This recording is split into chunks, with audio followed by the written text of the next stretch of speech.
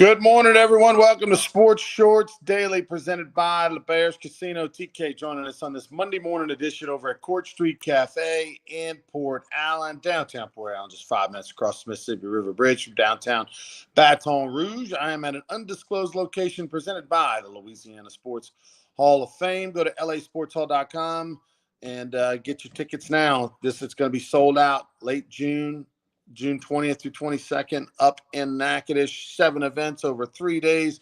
Louisiana Sports Hall of Fame induction ceremony featuring Daniel Cormier, Simone Augustus, Drew Brees, and many others.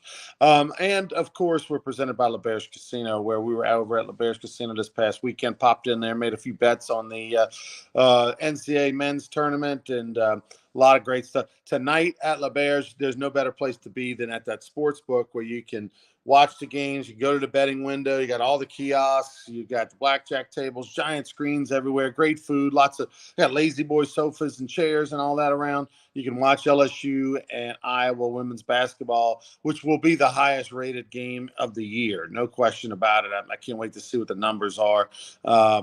There's so many storylines nationally that even if you're just a casual fan, you're interested in this game. It's a rematch of the national championship from a year ago. Tommy Christan joining us. TK, a lot to get to today. I'll throw out the topics, let you start where you want to land. LSU's baseball team gets swept on the road at Arkansas. They are 2-7. That is not a mistake. 2-7. That is not an error. They are 2-7. Okay. LSU's women, they take care of business. They do sweep. The softball team continues to roll on. The Pels dropped one to the Celtics. They're 2-1 in their 6-game homestand. 3 more to go. NCAA tournament, there's officially madness. 11 seed NC State in the Final Four. Remember LSU basketball back in the day, 1986 was an 11 seed, ended up in the Final Four in Dallas.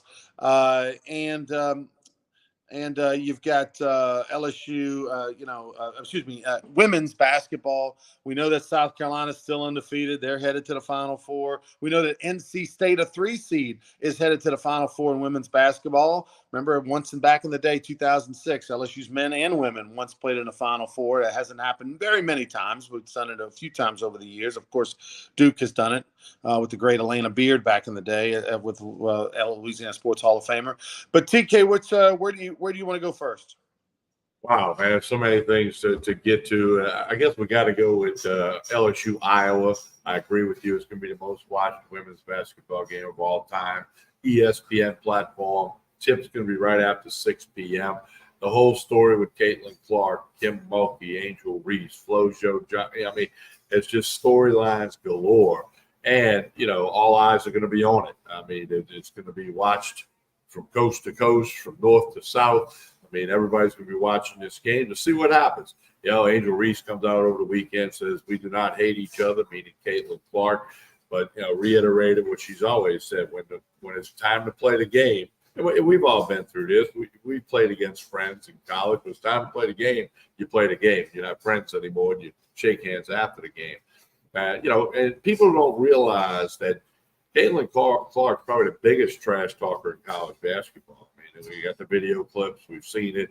Reporters who've been courtside have talked about it. So it's not something that's unique to LSU or any other team, South Carolina, whatever you want to say. But certainly the nation's eyes, especially women's basketball fans and basketball fans, will be watching LSU Iowa. By the way, Iowa a 2-point favorite in this game. LSU won by 17 a year ago tomorrow. It was April 2 last year when they won the national championship, 102-85. It was kind of just go through the motions the last couple of minutes of the game.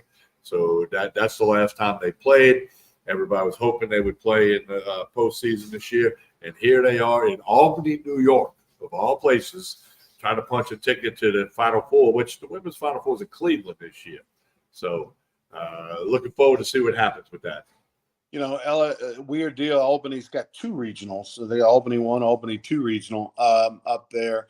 This LSU basketball team, in my opinion, isn't as good as last year's team. They had more firepower from the 3-point range. They have hardly any, other than Johnson's gotten hot lately in the last 5-6 games, where she's been able to stroke some threes. But that's traditionally not really, last year they had, a couple of people could come off the bench. I mean, they had 3 or 4 people that could shoot beyond the arc. They don't have that this year.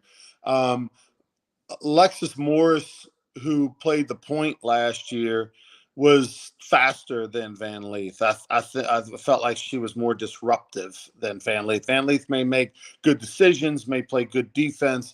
She's hasn't been, but a couple times, a really much of a scorer. And she is, just not as dynamic, I don't think. And oh, by the way, Alexis didn't make an NBA roster. She's playing in the Harlem Globetrotters. So, I mean, that gives you an idea how tough the next level is. I mean, it's a world game.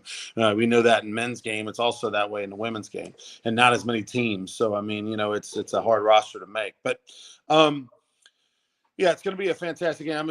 I'm glad they're getting a chance to play each other. I wish it would have been in the Final Four, but hey, here it is. LSU is going to get an opportunity. I mean, it's a bigger game than just a rematch of the national championship game. It's a bigger game than just Caitlin Clark versus Angel Reese, because of this whole Washington Post article thing that came out on Saturday while we were doing Sports Shorts Radio live from Fat Daddy's in Plaquemine. It broke right at the beginning of the show.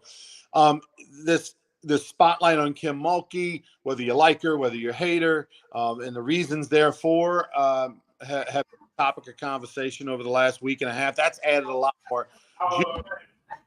And I say, Tommy, what was your reaction now that you've had a chance, a couple days to digest? It's been 48 hours since the article came out. What's your reaction now to not only Mulkey's reaction 9 days ago to the potential article where she threatened lawsuit and lawyers and all this stuff, but also now that the article's come out and the reaction in the last couple days? Well, I want to point out something Glenn Guilbeau, who writes for Outkick.com, mentioned on Sports Shorts Radio this past Saturday when he joined us with short notice. And he said, we may never know this, but that article may have shifted gears a little bit after Kim Mulkey had her press conference and said she hired defamation attorneys. He said, we'll never know, but it's very possible, and you could don't rule it out, that it maybe shifted gears a little bit. Because once we read the article, I don't think it had anything in there that the people in Louisiana, maybe the people in Baylor, Texas, that didn't know already. There was really nothing in there. It's basically summed up by, Kim Mulkey is Kim Mulkey. She is an elite coach, and she can do what she wants. She doesn't really care what other people think. Never has, never will. Back to her days at Hammond High School, didn't care what people said or wanted to think. So, then the LA Times walked back their article, changed some of the comments in there.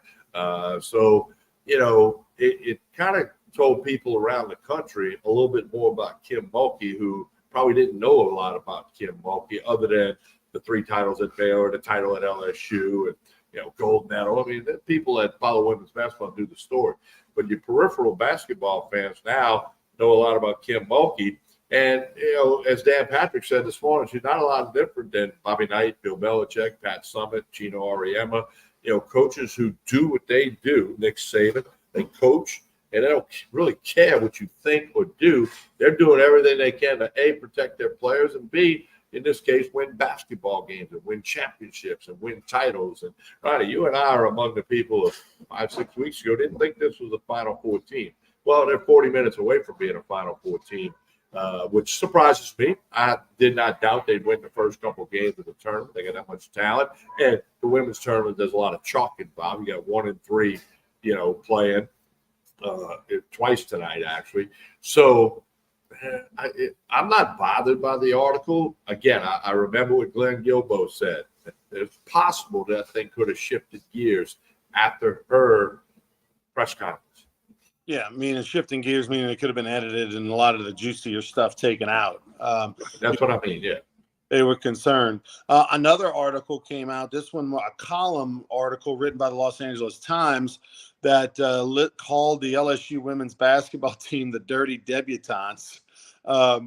That has since been retracted. That statement has since been retracted from the article, and that got a lot of attention after the game, after LSU won. It wasn't so much a conversation about the Washington Post as much as it was a conversation about the term dirty debutantes that came in an article in Los Angeles. We know the UCLA coach who retweeted the article a couple days, before the game, yesterday retracted and said, "Hey, I apologize. I should not have retweeted. I didn't read the article. I just saw the headlines." And the ultimate gotcha is LSU beating UCLA. So now you get to shut up that coach. You get to shut up the Los Angeles Times.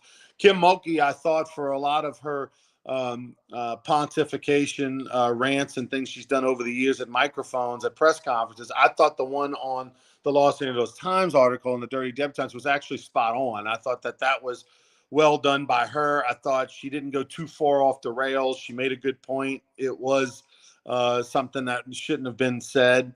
It's ridiculous talking about women's basketball teams, and we're talking about, and then for you to make it, to stretch it and make it be use that term and good versus evil, that kind of thing, is just ridiculous. So I thought her press conference about the dirty debutantes thing after the game was really well done. Well, and the other thing too is let's keep in mind the article in the Washington Post was written by a South Carolina graduate and the LA Times a UCLA graduate who's in the way of a national championship for LSU. The other day UCLA was, now they're not. And South Carolina would be, provided, things happen tonight and next week in Cleveland. So, you can draw your own conclusions on that. But, Ronnie, the bottom line is this is magnifying women's basketball. I had somebody make an interesting point to me. This is helping bring attention to the game. Kind of like in the old days when you went to a hockey match, you wanted to see a fight. When everybody talked to Sports Center, went with the fight highlights first before the score. I don't want to call it championship wrestling, but their theatrics draw attention to the sport. And some are saying that all these theatrics are drawing attention to the sport. But, it's all about marketing. It's all about viewership and ratings. And, this is bringing attention to women's basketball, which has always been around, obviously. Well, not forever, but for many decades. And we'll see. Again, tonight, I feel sorry for the LSU baseball team. They're not going to have a lot of people in the stands at Alec Box tonight, and not going to be a lot of people watching you and Lynn Rollins on the stream and listening on the radio, because the attention is going to be, because LSU baseball is 6:30. Basketball is going to tip about 6:15. There'll be a lot of people at the box with their phone on watching Kim Mulkey's team. Well, the good news is that the basketball game will end before the baseball game's over. And also, if you're watching at home or a sports bar or wherever you're at the Bears, you can watch it on the big screen, the basketball game. On your phone, you can watch the baseball game. Look, LSU baseball, I think they might be okay, Tommy, with people not watching that game tonight. Like, the less people that are talking about the troubles of baseball right now. Jay Johnson's loving Kim Mulkey winning. He wants her to continue winning so that people don't worry about LSU baseball for a couple weeks. They get excited about maybe another Final Four run for the women, because right now things are brutal. Things are bad. Things are ugly. And, oh, by the way, the old saying they might get worse before they get better is true. The next 2 weeks, you got Vandy at home, Tennessee on the road. That's 6 games, and probably, Jay would have told you before the season that if they went 3-3 in those 6, he would be happy. He would take it. And 3-3 in those 6, by the way, would make LSU 5-10 in the first games in the SEC. And that's unlikely that they're going to go 3-3. So, at best, probably looking at 5-10 first 15 games in the SEC. Great at math, but my minority math education tells me if you go 5-10 in your first 15 games in the SEC, Tommy, you got to go 10-5. The next 15 to go 15-15, and hope that that's enough to get to host a regional. Not as a top 8 national seed, no way. But 15-15 in this league this year, as hard as it is, and all the teams ranked and all that. That might be enough to host a regional. A lot of years it's not, but this year it might be. Yeah, well, we'll have to see. Hey, a little footnote. After LSU's got to go 13-8 in their 13-8 in their next 21 games to go 15-15. Mind you, they're 2-7. Hey, a footnote on tonight's game. I got an NIL deal here with DeLon Supermarket. down in Santa Maria Central Parish. The owner of the supermarket, Craig St. Pierre, will throw out the first pitch tonight for the LSU Southern game. So tipping the hat to Craig. He's a great friend. Got the NIL deal with TK. We're wearing the DeLong Supermarket shirt on Monday. So we hope he throws a strike tonight. They do know that you have that shirt and all that, right? I mean, you didn't take that off of like a worker over there at the grocery store. No. Craig and I are partners. And, in fact, he wanted some advice on throwing the first pitch tonight. You want to know what I told him, bro? It's good advice. Aim a little higher than you think you have to aim. Right. Aim it right above the catcher's head and, try to land it in the mitt. Because if not, you're gonna one hop it. So you're going to have to give me the report on how Craig does with the first pitch tonight out at LSU at the Bombers. Look, the bottom line is if you ever throw a first pitch, two things you need to know. One, throw the pitch from the rubber. Don't throw it in front of the dirt. Put your foot on that in front of that rubber and throw it from the rubber.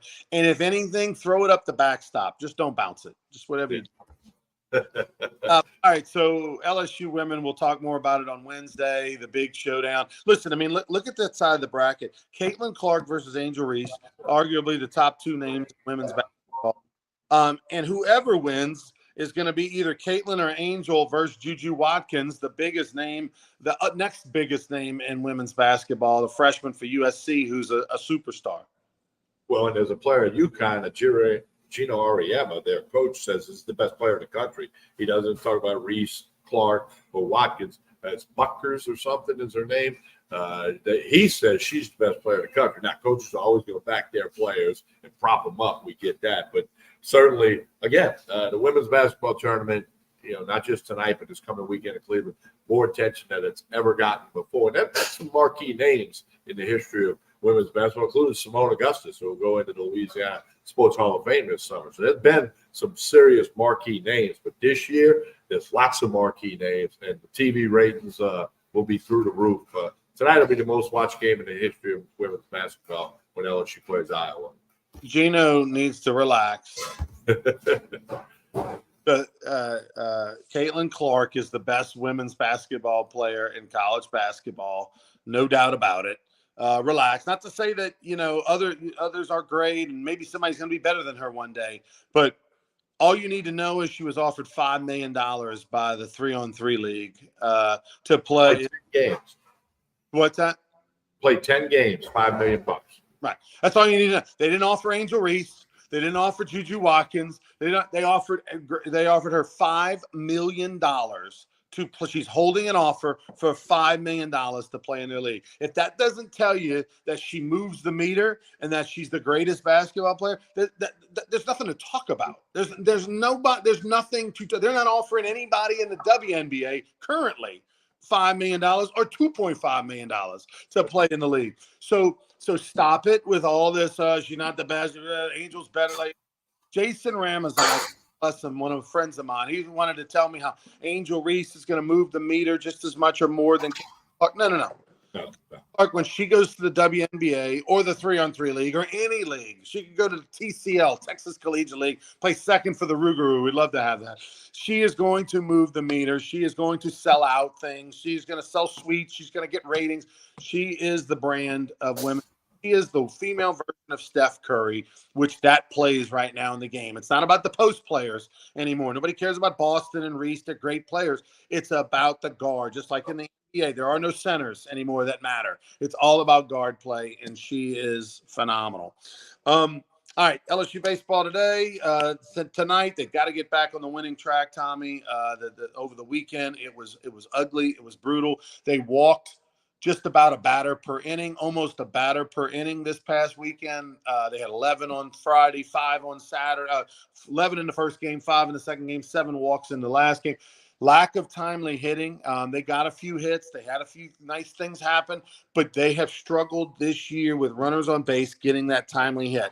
Yes, we know Tommy White hit a liner to end the game, and that's bad fortune, but you didn't hit enough liners, because if you hit enough liners, they fall, and it's just been a brutal stretch. And I'm curious, what makes coaches great is how do you get out of the funk? when you do all the things you know to do, when you know how to recruit and you got good players and you know how to get good coaches and you know how to make sure they go to class and you know how to, to structure practices and you know how to teach hitting and it doesn't work, what do you do?